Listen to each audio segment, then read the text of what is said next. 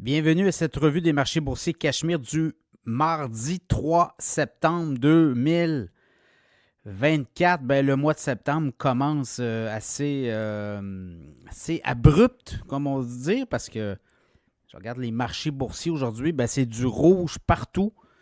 Comme on l'avait expliqué en avant-marché ce matin, il n'y avait pas d'indicateur là, qui laissait présager peut-être un retour au vert.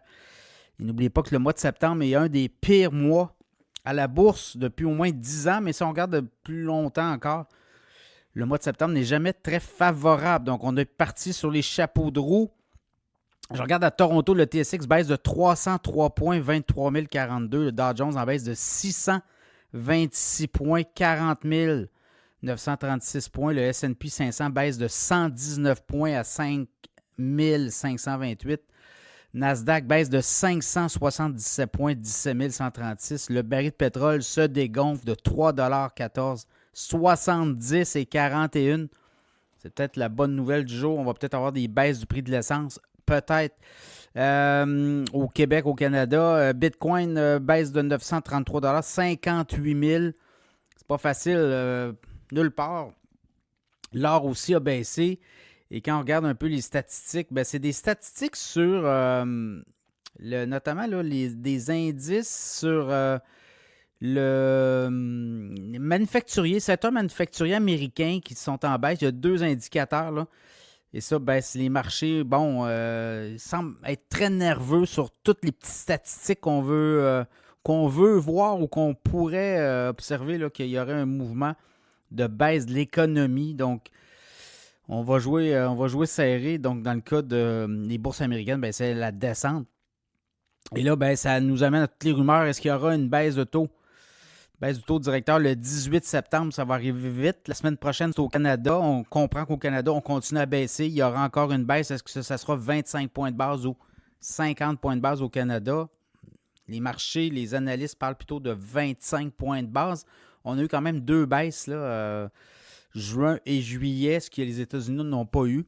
Donc, aux États-Unis, le débat, c'est 50 points de base ou 25 points de base. Donc, si jamais les marchés continuent à brasser il pourrait y avoir une baisse de 50 points de base aux États-Unis. Donc, c'est un peu ça qu'on voit.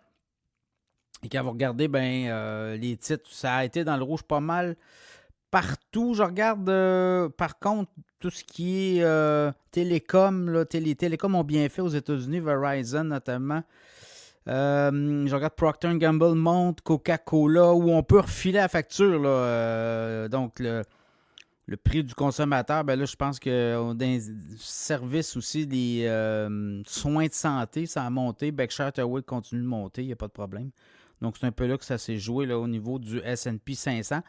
Et demain, on va avoir d'autres titres. Je regarde demain les titres boursiers. Il n'y avait pas grand titre boursier non plus aujourd'hui, c'était tranquille. On a eu quelques compagnies. Demain, Dick's Sporting Goods, qui est un gros détaillant. Dollar Tree demain. On va avoir C3 AI, KC. Il va y avoir du commerce au détail demain. Donc, ça pourrait être aussi un indicateur. Si c'est des mauvais résultats, ça pourrait donner le ton. Et on va avoir aussi d'autres données sur l'économie américaine. Vendredi, il va y avoir les données sur l'emploi. Et ça aussi. Là, vous le voyez, les marchés sont très à pic. Donc, ça ne pourrait pas prendre grand-chose pour que ça replante. Est-ce que ça va venir aussi des mouvements outre-mer? Est-ce que ça va venir du Japon, le carry trade? Est-ce qu'on aura des soubresauts de tout ça en Europe aussi, l'économie? Les Allemands, notamment, là, c'est Volkswagen qui parle de fermer des usines. Donc, c'est un peu ça. Donc, demain est un autre jour, mais c'est quand même une descente là, abrupte. Est-ce que ça pourrait être freiné demain?